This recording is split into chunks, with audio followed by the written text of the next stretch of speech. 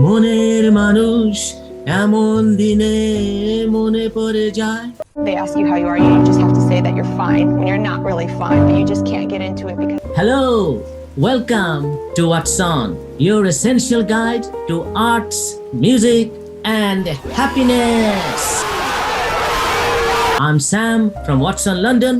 We are joined by special guest, What's On editors, and you, our friends and supporters from around the world. We have all the exclusives for you. Let's check out with What's On editors. So what's up, Sanjida? Yeah, boy. Yes, Sam ভাই, আমি ভালো আছি। আপনি কেমন আছেন?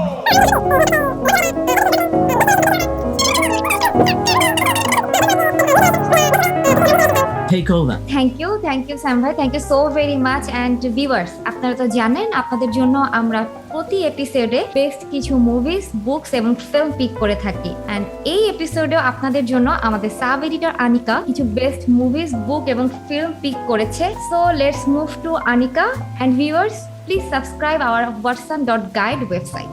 Thank you Sangeeta. Hello everyone, আমি Watson editor Anika Khan নিয়ে এসেছি এই সপ্তাহ টপ রেটেড বই, ইভেন্টস, মুভিজ এবং গান নিয়ে, যা আমাদের গ্লোবাল এডিটর টিম আপনাদের জন্য তৈরি করেছে। ফর মোর রিভিউজ ভিজিট করুন watson.guide। অলসো সাবস্ক্রাইব করুন ওয়াটসন উইকলি নিউজ লেটারের জন্য। উইকলি আপডেটস পাওয়ার জন্য আপনার ইমেল অ্যাড্রেসটি আমাদের কমেন্ট সেকশনে মেনশন করে দিন। এই সপ্তাহে সেরা বুকের তালিকার মধ্যে প্রথমে রয়েছে born a crime by Trevor Noah. কৌতুক অভিনেতা এবং the daily show host Trevor Noah একটি অবিশ্বাস্য বিনোদনমূলক এবং তার শৈশবের শিক্ষাগত দৃষ্টিভঙ্গি এবং বর্ণ বৈষম্যের গোধূলি বছর এবং একটি নতুন মুক্ত দক্ষিণ আফ্রিকার ভোরের সময় নিয়েই তার এই বই born a crime. Second in our list আমাদের আছে the psychology of happiness by Peter Walk. আপনি যদি ব্যক্তিগত কল্যাণে একটি স্ব-সাহায্য বা অনুপ্রেরণামূলক বই খুঁজে থাকেন, তবে এই বইটা আপনার জন্য নাও হতে পারে। মনোবিজ্ঞান সুখের বিষয়ে একটা আকর্ষণীয় দৃষ্টিভঙ্গি উপস্থাপন করে এবং সমস্যাটির একাডেমিক ফ্রেমিং তুলে ধরে।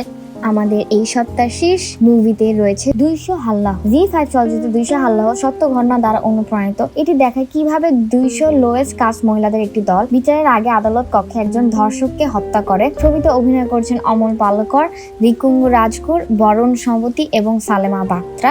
আরও আছে নেটওয়ার্কের বাইরে একটি বাংলাদেশি অ্যাডভেঞ্চার ড্রামা চলচ্চিত্র, যা মিজানুর রহমান আরিয়ান রচনা ও পরিচালনা করেছেন। সুন্দর দৃশ্য, ভালো অভিনয় এবং বন্ধুত্বের সম্পর্কে একটি সহজ কিন্তু বিস্ময়কর গল্প উপস্থাপন করেছেন। গল্পের 4 জন বন্ধু যারা সম্প্রতি বিশ্ববিদ্যালয় থেকে স্নাতক হয়ে এবং একটি ট্যুর পরিকল্পনা করেছে। During the tour they have a great time wandering around and exploring nature with the greatest tragedy. এই সপ্তাহে আমাদের গানের শীর্ষে আছে Bangladesh musician and composer Habib ওয়াহিদের নরম হাতের স্পর্শ।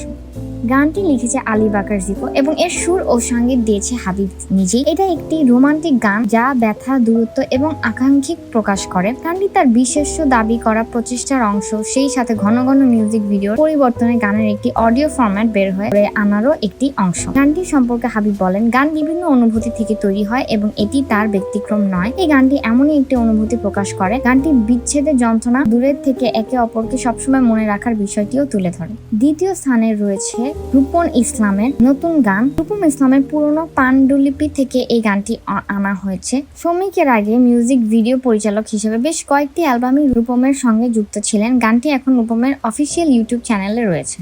আমাদের এই সপ্তাহে আরও আছে দুটি ফেস্টিভ্যাল। প্রথমে রয়েছে আউটসাইড ল্যান্ড ফেস্টিভ্যাল, যা অক্টোবর 29 থেকে 31 হতে চলেছে গোল্ডেন স্টেট পার্ক, সান ফ্রান্সিসকোতে। এবারের আউটসাইড ল্যান্ড ফেস্টিভ্যালের রূপজান সুপারস্টার হিয়াং থ্যাং, টাইলার ক্রিয়েটর, ইউদিমান তারকা, Rico Nasty, Flo Milli, underground hip hop luminary অর্থ JPGMFIM, প্রিয় R&B শিল্পীদের কেহলানি এবং এই splash of lantern trap Balvin. For more information visit their official website. আমাদের আরও আছে 3 পয়েন্টস, যেটি অক্টোবর 22 থেকে অক্টোবর 24 তারিখ পর্যন্ত মায়ামি, ফ্লোরিডাতে হতে চলেছে। দেশের শীর্ষস্থানীয় বুটিক উৎসবগুলির মধ্যে একটি 3 পয়েন্টস থেকে সৃজনশীলতাতে একটি প্ল্যাটফর্ম প্রদানের ক্ষেত্রে কাজ করে চলেছে। ইলেকট্রনিক সঙ্গীত ধাঁচে এই উৎসবটি হিপ হপ, রক এবং এর বাইরেও ভিন্ন মাত্রায় আঙ্গিকের সাথে সেরা প্রদর্শনীয়গুলোর একটি। ফেস্টিভ্যাল লাইনআপে আছে the Strokes, wu-tang clan, Kate Ranada, Eric Price, Peggy জোজ এবং আরও অনেক। For more information visit their website. thanks to Watson team for the Watson Best Rated Entertainments. What a job hanging out with celebs, reading books, and listening to music. I suppose someone has to do it. Nice. Are you ready for the Watson exclusive with Sanjida? Today, we have an exclusive from Bangla proteges, new generation, flying the Bangla flag down under in Australia. Watson mission and vision is to empower young people. So it's good to see the new generation doing it for themselves. People, please make way for the new generation, live and direct, one and only Aces. Hello Aces, thank you, thanks a lot for joining with Watson. ফার্স্টে আপনাদের পরিচয়গুলো একটু দিতেন। আমাদের ব্যান্ডের নাম তো এসএইস। এসএইস ব্যান্ডটা আমাদের প্রত্যেকের নামের ইংরেজি অক্ষরের অধ্যক্ষর নিয়ে করা। এতে হচ্ছে আলিনা, আলিনা ও আমাদের ভোকাল হারমোনাইজার। তারপর এস এ সারোয়া, সারোয়া আমাদের লিড গিটারিস্ট। ইতে ঈদ, ঈদ হচ্ছে বেসিস্ট এবং ভোকাল। আইতে ইশরা, ইশরা ড্রামার আমাদের ব্যান্ডের। আর আমি সাইফ, আমি ওদের সাথে গান করছি আর মিউজিক ডিরেকশন দিচ্ছি, কখনো কখনো কিবোর্ড বাজাচ্ছি। যেটা হয় যে আমরা হয়তো কোনো একটা মানে মিউজিক স্কুলে গিয়ে একটা ব্যান্ড ক্রিয়েট করি বা ফ্রেন্ড সার্কেল, রাইট? তো কিন্তু আপনাদের ক্ষেত্রে তো একদমই ডিফারেন্ট। সবকিছু ফ্যামিলির মধ্যে, এই যে পরিবারের সবাইকে নিয়ে একটা ব্যান্ড ক্রিয়েট করা, অবভিয়াসলি আপনারা বেশ সাকসেসফুলি এটাকে রান করছেন। সো এই কনসেপ্টটা আসলে কোথা থেকে আসলো? আমরা সবসময় নিজেকে জানার চেষ্টা করেছি যে আমরা আসলে কি চাই। হ্যাঁ, তো যখন মোটামুটি একটা ধারণা আসলো যে আমরা কি চাই, তখন বুঝতে পারলাম যে আমাদেরকে জীবিকা থেকে জীবনকে আলাদা করতে হবে, জীবিকা জীবনকে একসাথে মেলানো যাবে না। তো এটা যখন বুঝলাম যে জীবিকাটা আলাদা হবে আর জীবন আলাদা হবে, তখন জীবনের তাগিদে আমাদের এই মিউজিকটাকে একসাথে কন্টিনিউ করা। তো এটাই আসলে মানে আমাদের টার্গেট ছিল যে আমরা জীবনকে আলাদাভাবে রাখবো, জীবনটাকে আমরা ভালো রাখবো, ভালোভাবে কাটাবো এবং আমাদের চারপাশে যে আরো সুন্দর সুন্দর জীবন আছে এই জীবনগুলোকেও আনন্দ দিব, ভালো রাখবো। মানে এই সহজ কথায় আমরা ভালো থাকবো, ভালো রাখবো, এই চিন্তা থেকে কিন্তু আমরা আমাদের এই একসাথে করা। তো এটা যতখানি না ব্যান্ড, তার চেয়ে অনেক বেশি আমরা আসলে ফিলোসফিক্যাল একটা ফিলোসফি চর্চার একটা জায়গা, দর্শন চর্চার একটা জায়গা আমাদের এই ব্যান্ড। আপনারা হচ্ছে দেশের বাইরে ছিলেন, মেবি অস্ট্রেলিয়াতে, রাইট? তো সেখানকার যখন আপনারা গান করতেন বাংলাদেশি সিঙ্গার হিসেবে, তো ওদের রেসপন্সটা কেমন ছিল? এখানে তো আমাদের প্রথমত আমরা কমিউনিটি সার্ভিস দিতাম খুব বেশি, উইকেন্ডে একসাথে গেট টুগেদার হয়ে দাওয়াত খাওয়াতে আনন্দ। তো আমাদের প্রথম টার্গেটটা ছিল যে আনন্দটাকে একটু মানে অন্য লেভেলে নেওয়া যায় কিনা। তো আমরা কমিউনিটি সার্ভিস হিসেবে আমরা তাদেরকে মাঝে মাঝে বিভিন্ন যে দাওয়াতে বা বিভিন্ন গেট টুগেদারে আমরা মানে আমাদের মিউজিক্যাল প্রোগ্রামগুলো আয়োজন করতাম আর কি, বিভিন্ন উৎসবে। তাছাড়া ওই বাংলাদেশ থেকে যেসব মিউজিশিয়ান যেত, ধরেন আমরা নিয়ে যেতাম না অনেক সময়, সাইড টু গেল বা ওয়ারফেস গেল, তাহসান গেল বা বাপ্পা গেল। তো এরকম অনেকের সাথে যখন আগুন গেল, এরকম যখন কেউ আমাদেরকে বলতো যে মিউজিশিয়ান আসছে দেশ থেকে, তোমরা বাজিয়ে দাও, তখন আমরা বাজিয়ে দিতাম একসাথে। তো এইভাবে আমাদের কমিউনিটি সার্ভিস গুলো ছিল। কিন্তু আরেকটা ছিল যেটা হচ্ছে আমাদের বিভিন্ন রেস্টুরেন্ট বা বিভিন্ন বড় বড় প্রোগ্রাম গুলা যেগুলা, সেখানেও আমরা করতাম। সেগুলো হয়তো কমিউনিটির বাইরে যে অন্য কমিউনিটি প্রোগ্রাম গুলো আমরা করেছি, তো সেটা সংখ্যা কম, বাট করেছি। এইভাবেই আমাদের চলছে। তাহলে এখন একটা গান শুনি।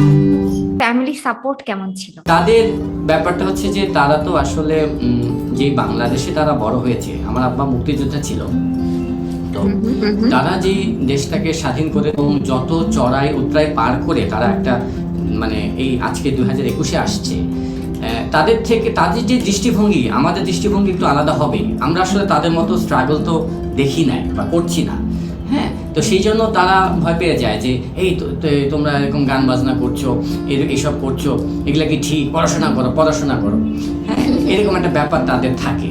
তো তাদেরকে বোঝানো একটু কঠিন, এবং কিন্তু তাদের এই মতটাকে আমি রেসপেক্ট করি, কারণ তারা যা দেখেছে, যে কষ্ট করেছে, সেটা তো আল্লাহর রহমতে আমাদের করতে হচ্ছে না। তো এটার প্রতি রেসপেক্ট রেখেই বলছি যে তারা তাদের জায়গায় ঠিক আছে। আর আমরা যেটা করছি যে জীবন আর জীবিকাকে সুন্দর করে আলাদা করার একটা চেষ্টা করছি, আমার তো মনে হয় এটাও ঠিক আছে, এটা ভুল না।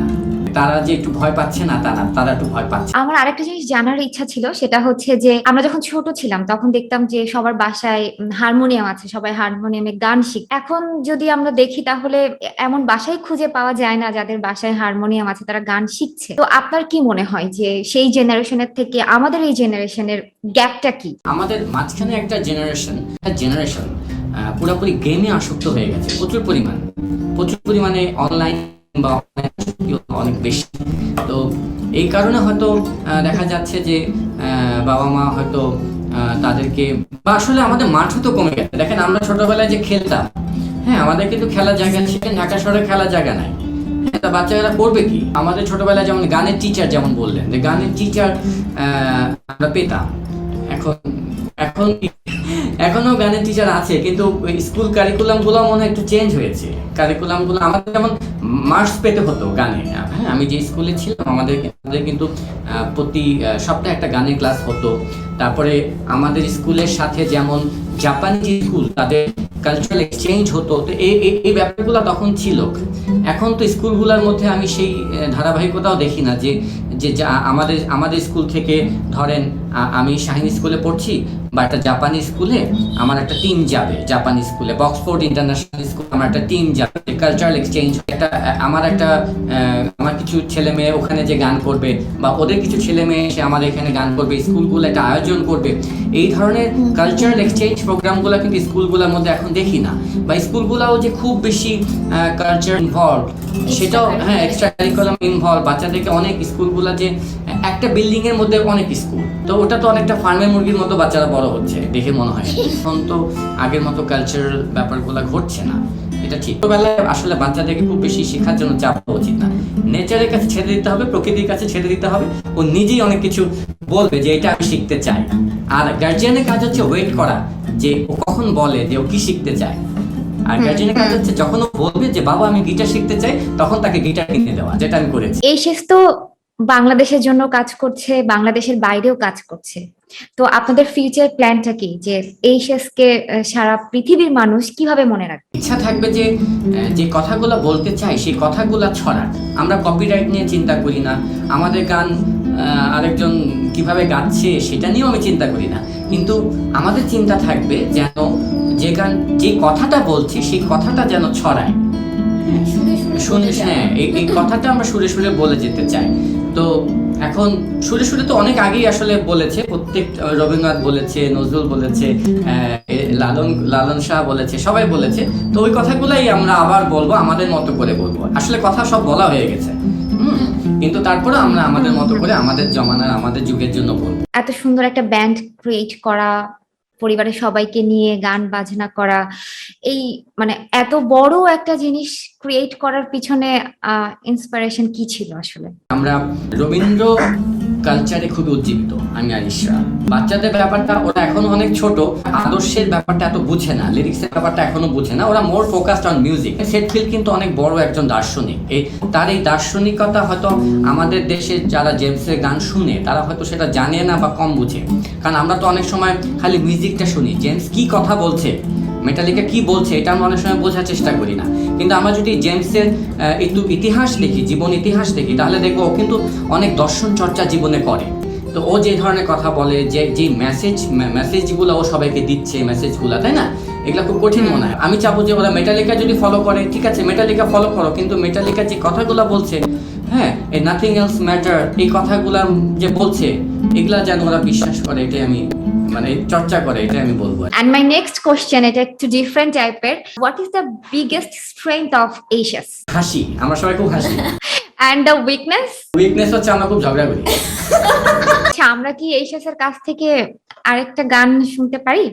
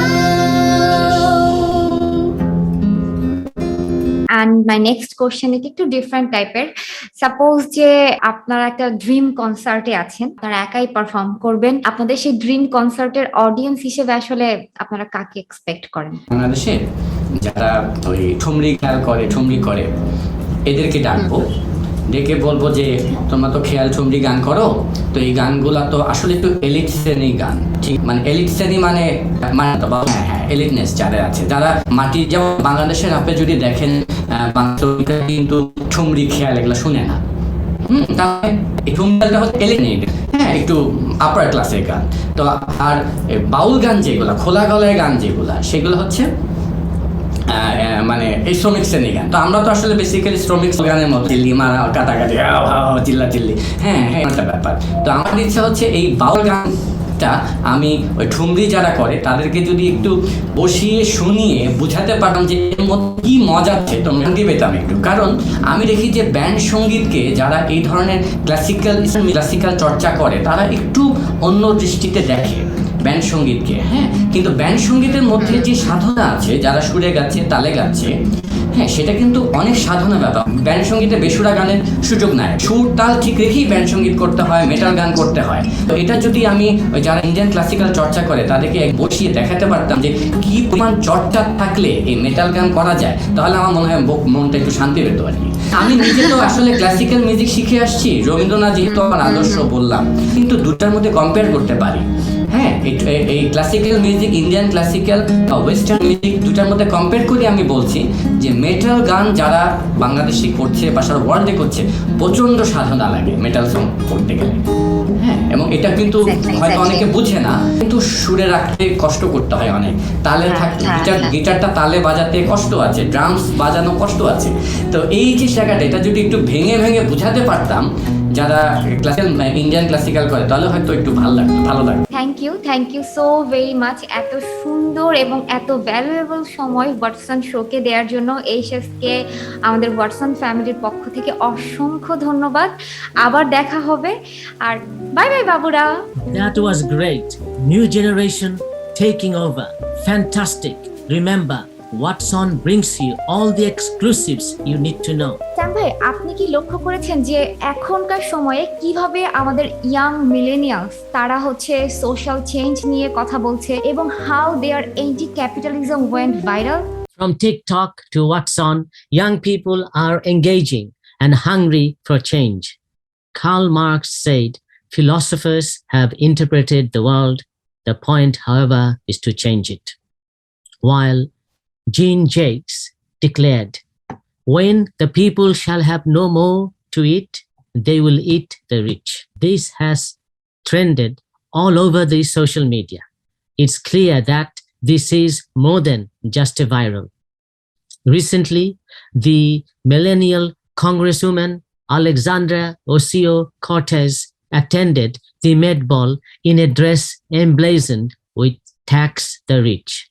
According to recent report published by the think tank, the Institute of Economic Affairs, young people have taken a left turn. Over 80% blame capitalism for the housing crisis. 75% believe the climate emergency is capitalist problem. 72% wants nationalization of all essential services. Total of 70% wants to live under socialism. Whilst Harvard University found and more than 50% of young people rejects capitalism. Is it surprising? With lack of decent jobs, 0-hour contract and rampant corruption, young people have concluded that an economic system which is rigged and penalizes them is an attack by the establishment. Only people who got a business, a house, or good education most probably have inherited the money from their parents.